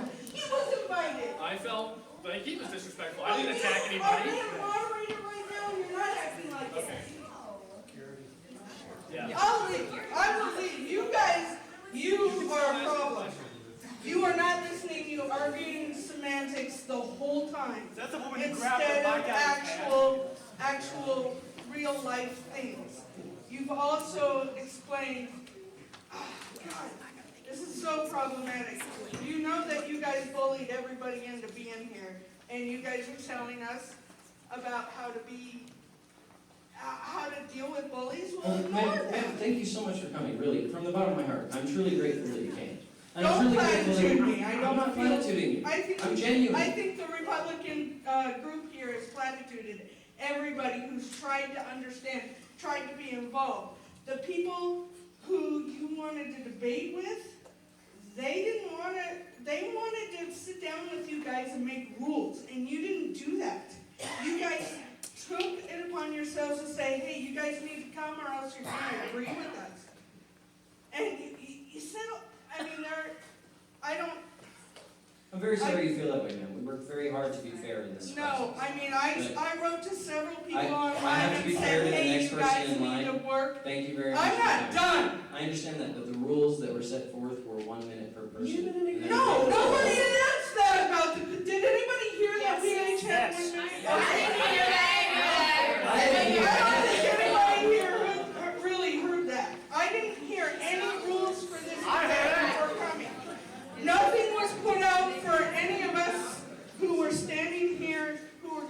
okay, this will be a great debate between the Republicans and the Democrats. However, you didn't outline what it was about. I had no idea DACA and other things were going to be brought up here.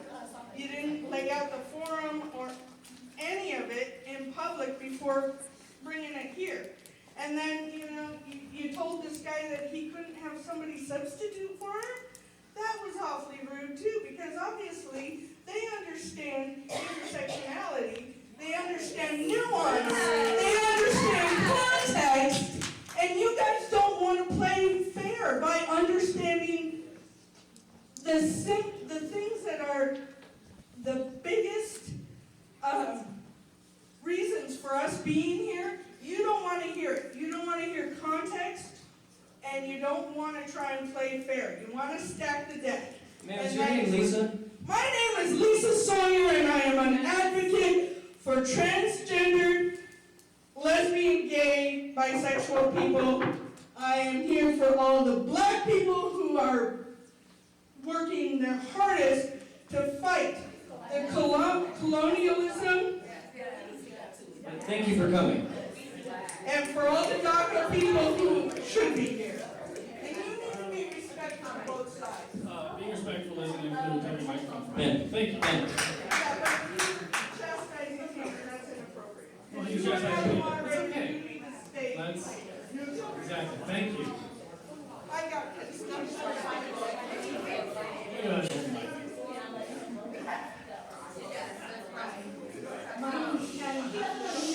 We have a question, please.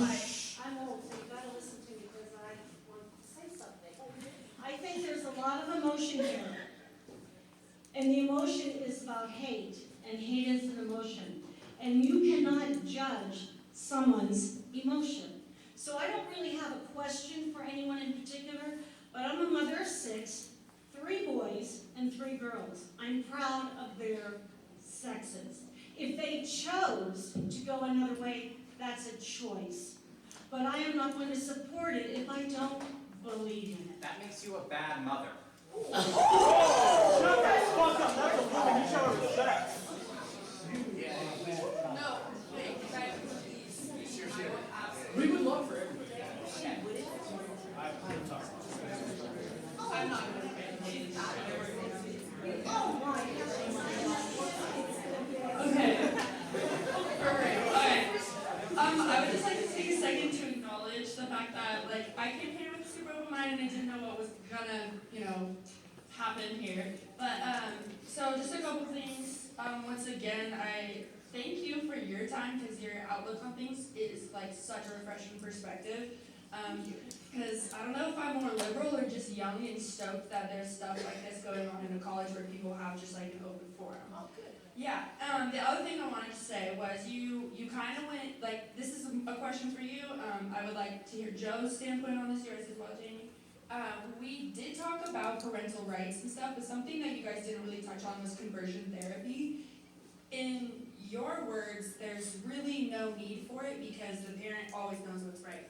And you did talk about other faiths, and you did say that, like, as a parent, I vividly remember that you said, like, the parent should control their kid doesn't know what's up, But I think something that's huge is conversion therapy and how, like, I know in Idaho, it's kind of, like, scary if you're young and if you don't, know about your own sexuality and stuff and your parents have a faith that does not align with, I don't know, just as a kid, that's scary. And the fact that you completely didn't acknowledge it, I want to know what you think about conversion therapy. Well, nobody asked me about conversion therapy until now. We asked about the state intervening in in all of that. That is literally conversion therapy. I didn't know this. I mean, so, okay, fine. We'll go down this road. Define conversion therapy, please? Okay, so basically the kid has no right on what they want to do with their life or their gender because their parents taking them somewhere so that they keep their kids straight. Like, I see what you're saying. Okay. Yeah. I never advocated for that. And I never even mentioned that, so I don't know why. Okay. Well, wouldn't that be a parental issue? I thought it was a parental issue. Like parents sending their kids to like conversion therapy, like that would be a parent making a choice for the kid? Yeah. How do you feel about that?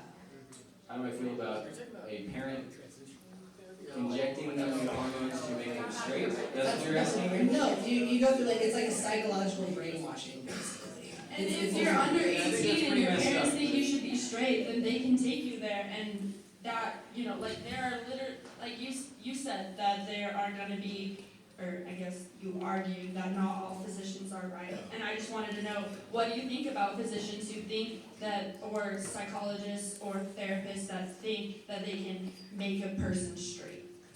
I think it's the same as trying to make a person gay. I mean, I think it's both are ridiculous. I think injecting someone with hormones or programming them to be a certain way is wrong.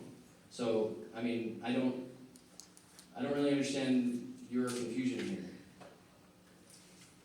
Well, I think it's a good question. It's, you know, it's just the idea that, like, at that point, like, if a parent wanted this sort of treatment, it would be abuse. You know, that would be sort of an abusive situation. Absolutely, and the repercussions of something like that being legal for a child in, like, later in their years and in their life and as they develop, like, I mean, I just don't know if that is something you wanted to touch on because it's really relevant. Yeah, like the parents have the opportunity to intervene to make a child's gender identity fit what they want. Do the parents also have the right to intervene to do the same thing for Does sexuality? the kid have any rights? Yeah, like if we're framing this through whatever parental rights frame you were have, like, defending, both of those are justified. Do you feel the same way about both issues?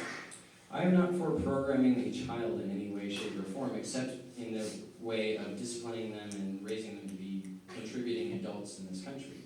So, I mean, programming a child to be straight, I would find wrong, just as I would find injecting them with hormones. Okay, then I would just ask that next time you say that, like, the parents are completely right and they completely know what they're I doing never with said their that. kids. Not once did that come out of my mouth. You did, we all. No, what I said was, I don't trust the government to do You things say you don't well. trust anybody specifically, and you say you don't trust kids, you don't trust parents, you don't. So then, what do you like? You have it no is right. democracy. You, as a person or a government, have no right to tell me or anyone else how to raise their children. That's what I said. Okay, but that's the same thing as these kids that are brought over here, the dreamers. You know, like you're also going to take their rights away in the same sense because that's what you believe. That's not what I said, but okay. I would just like to say thank you for your insight. Now I know that you're a very contradicting person. Hi, my name is Ryan Orlando, for those of you Finally! who don't know. Oh. Hey, give this man a round of applause. Alright, so I know, like, part of the reason that we called this in the first place is we hope to consolidate something, to come up with some opinion. Like, thank you so much to the people who were in the middle on this question and came out because, like, you are some of the most important people here. Instead, I think what I'm seeing a lot, and I've only been here all of 20 minutes, so I apologize if I missed something, but I just came from my master's course, is I'm looking around the room and I see just like a lot of people just like laughing at each other, like scoffing at each other, and that's people who agree with me, people who completely disagree with me. And I think that a lot of that is like pretty counterintuitive, and I think there's something that is at the root of all of this, and this is part of a question, part of a statement, and it's really all I have to say on this. You keep harping over and over again that free speech is important, we have these amendment rights. You're right about that. But what I think that's missing is that, of course, and again, sorry if this got covered earlier, but we don't all have protections for the things that we say. And sometimes we should face repercussions for the things that we say and the things that we do. And I get it, it's hard. It's hard to say, like, look, I've been raised with this mindset my whole life, and people have been telling me that this is the way things are, this is the way I think things are, and sometimes we have to confront that. But that is what being here is about. That is what being in college is about, is being able to confront that difference, but understanding that that difference causes real problems for people, and sometimes we need to do something to address that difference. Look, I'm a member of the queer community, and it is very difficult sometimes, like, not just for me, because unfortunately as a bisexual, I get some privileges, like when I am dating females, but like for other people in this community to even have the right to exist. And I know that that's hard to understand as a person who is not queer. I did not used to identify as queer, and it used to be very difficult for me to understand. I used to say, why don't we prioritize things like free speech? Why don't we prioritize things like the economy? Aren't these things that really matter? But we have to ask ourselves, matter for who? There are queer folk dying on the street, black folk dying on the street, and these things happen at rates that they happen differently to white straight people. And again, that is a hard thing to confront, but it is an important thing for us to confront, and we have to recognize that when people come out and say things like someone's form of sex is lesser, or that we cannot validate children who have the right to exist and the right to have their own mind frame and should not be punished or have that taken away from them, we need to understand that we are denying people's real lived experiences, and that has a fundamental psychological impact on them. People commit suicide if they don't get murdered. There is immense strife in society that we should all be working here to understand. So for those of you who came here today from whichever side, I hope that you can just take a moment to recognize that everything we say and everything we think has an impact on others. And the last hour and a half ought to be an indication of that to some of you.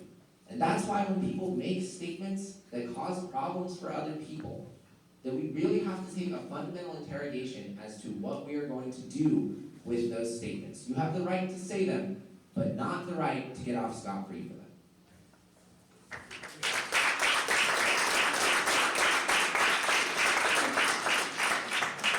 Hi, my name is Gabrielle, and so I was reading about the Supreme Court case just ending about hate speech, actually, and the judges ruled unanimously that hate speech is protected by the First Amendment, and they define hate speech as anything referring to a racial slur, a sexual slur, so lots of really, really personal, deeply personal identity politics.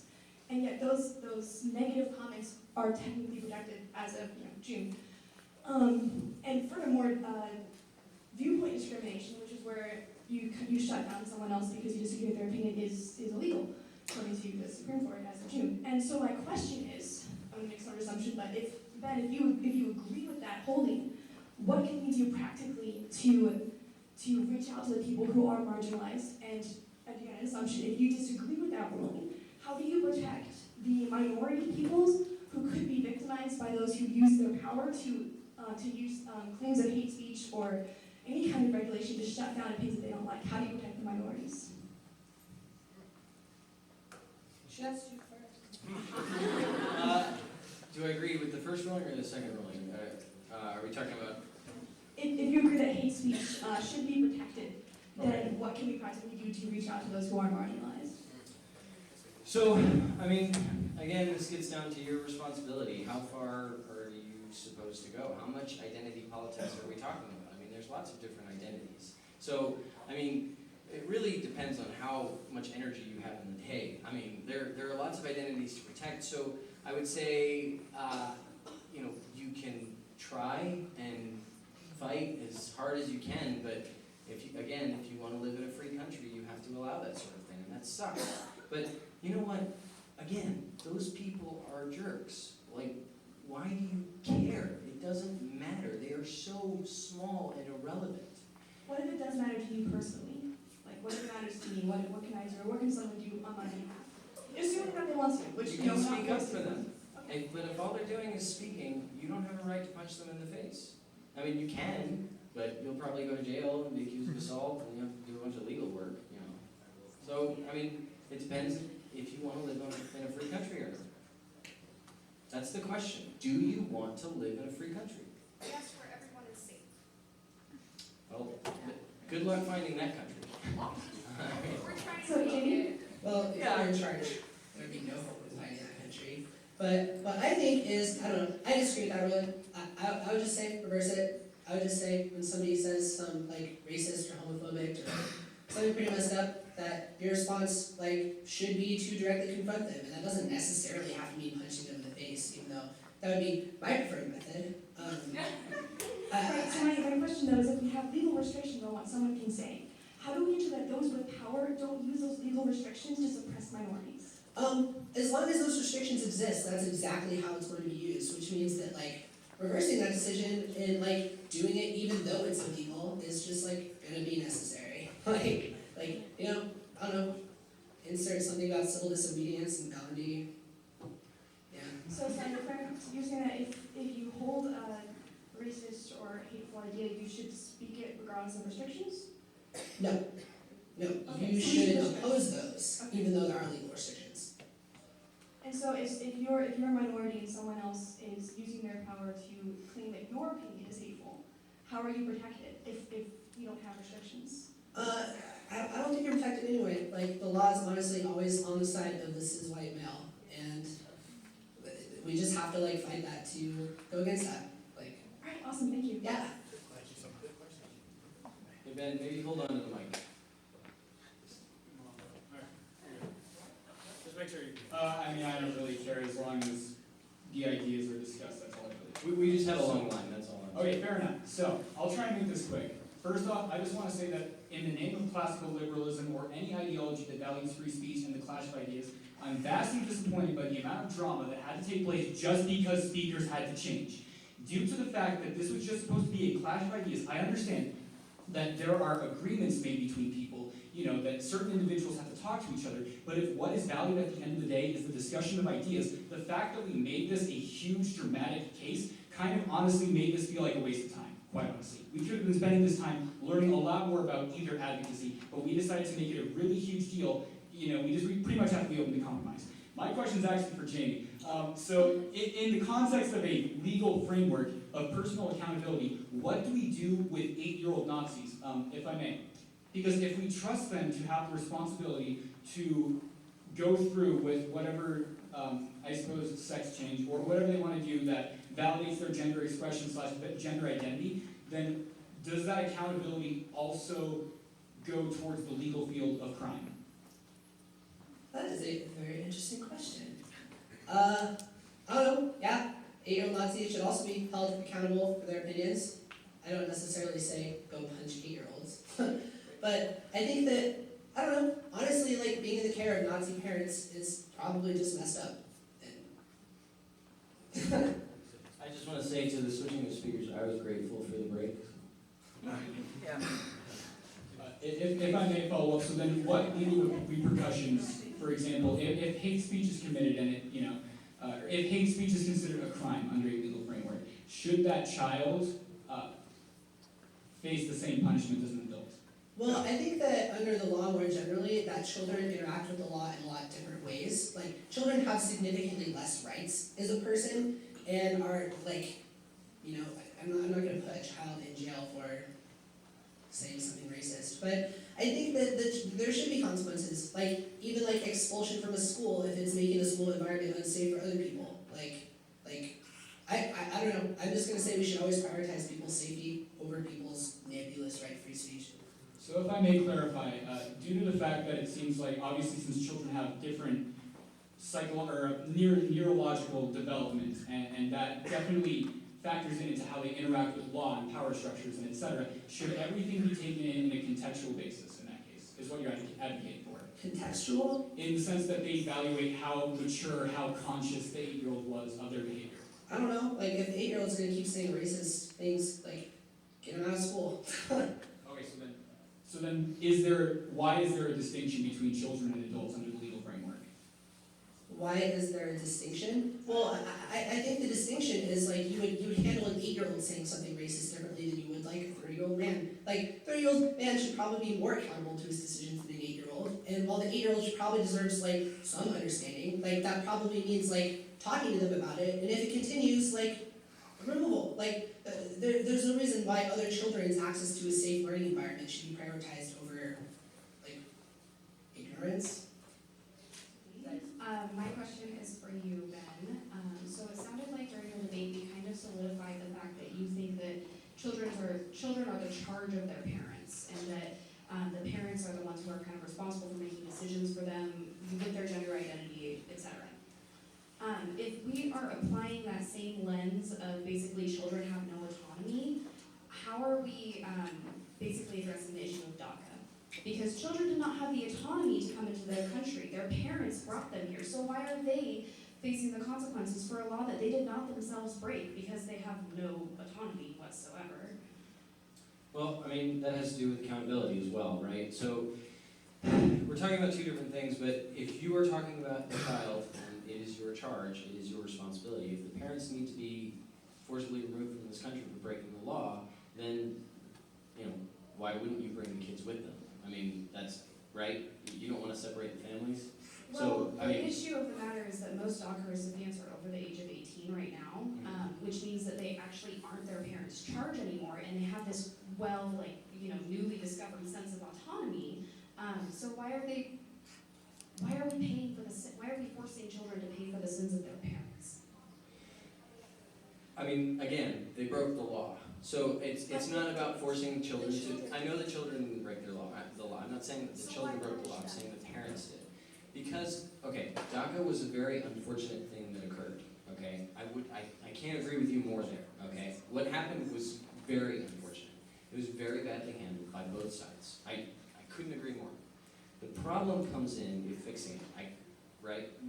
We're on the same page there. But there needs to be a solution because these people have come into this country illegally and they think... That's really...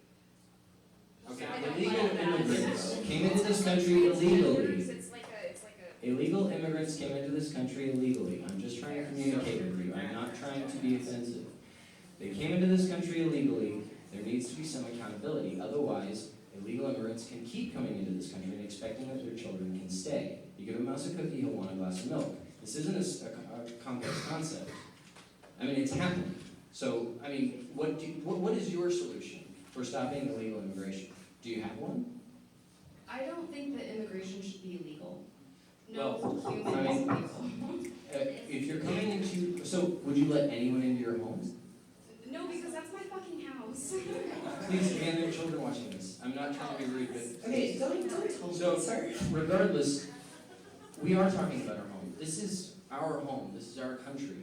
Absolutely. We have borders for a reason. Would you like North Korea to come in and own America? I wouldn't. I can tell you, it is what we're talking about. We're talking about people entering this country that... Okay, what would you say to a legal immigrant who went through all the paperwork, who actually worked and paid to come here? What would you say to them? Like, really, you're saying that these people who came into this country legally should get all the benefits that they are observing, but the people who came into this country legally shouldn't? I don't have an issue with the people who are immigrating. I have an issue with the immigration system itself.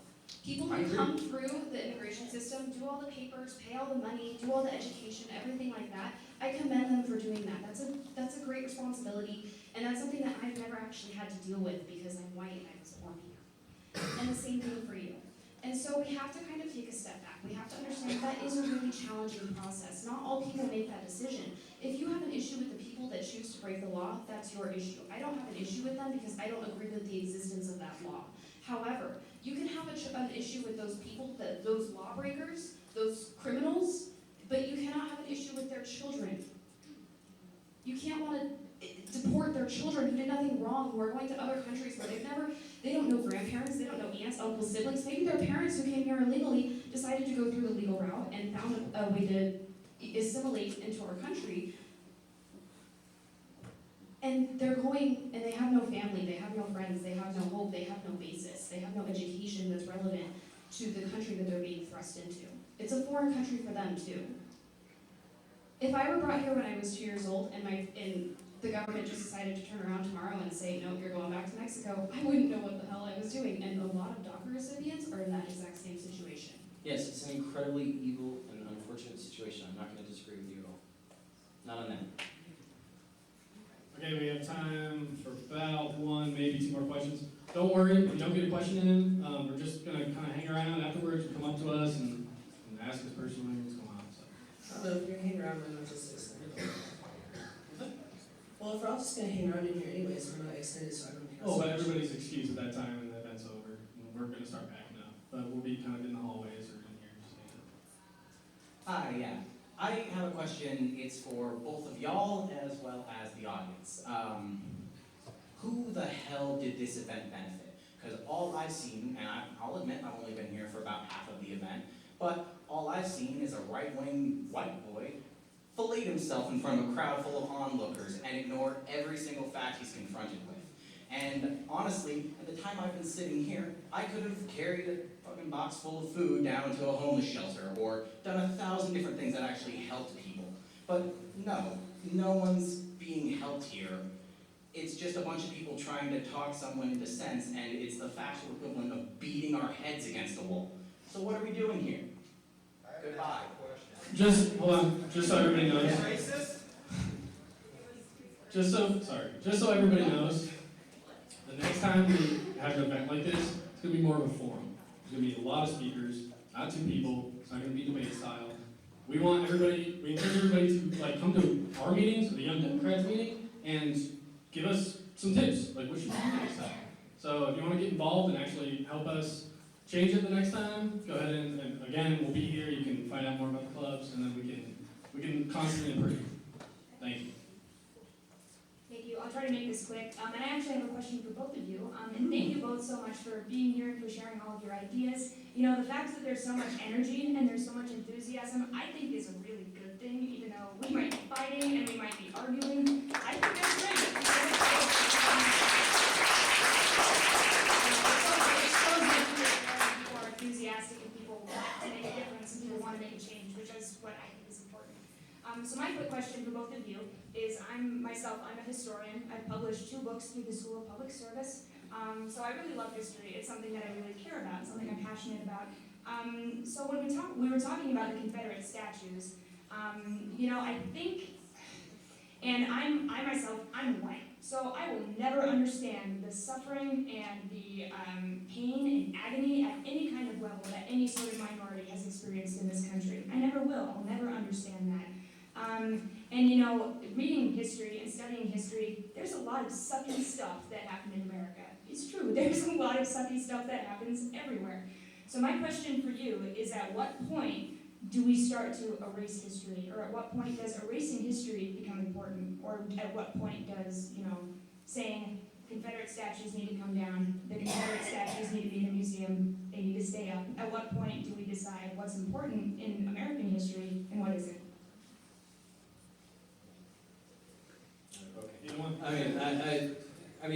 I don't think that you should ever erase history. I think that's ridiculous. I mean, if you erase history, you're not going to learn about it. If you erase history, you're not going to experience it. You're not going to understand why people did what they did. You're not going to understand that these horrible people did at one point own slaves. You're also not going to understand that these wonderful people did in fact end slavery. So, I mean, it's really a question of how much do you value your history, you know, and how much are you willing, like, again, what country do you want to live in, you know?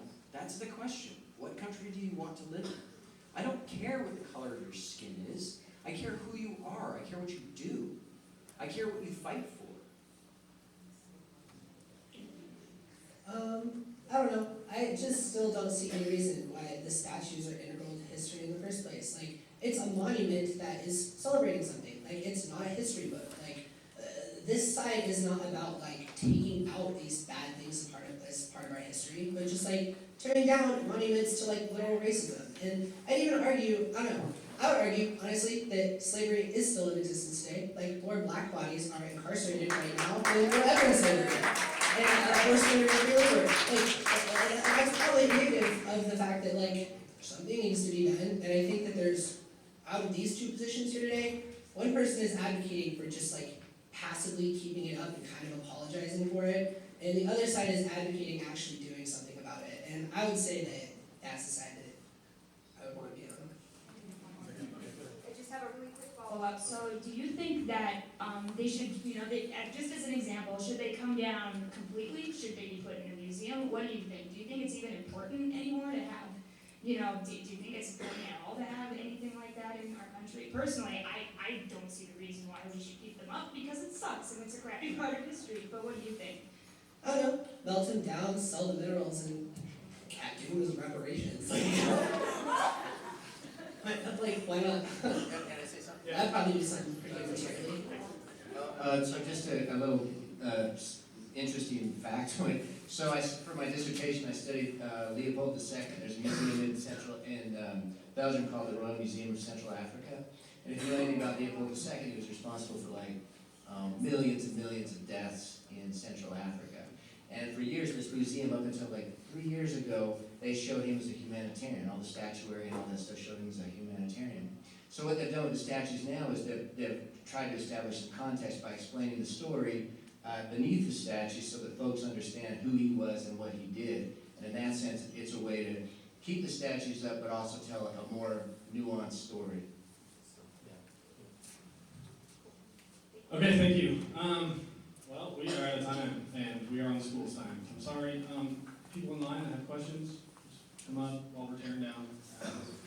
But again, thank you so much. All of you came out. I'm sure a lot of you want to improve this, so get involved. Get involved. We will improve and constantly improve. We need your input. Get involved. Sign it.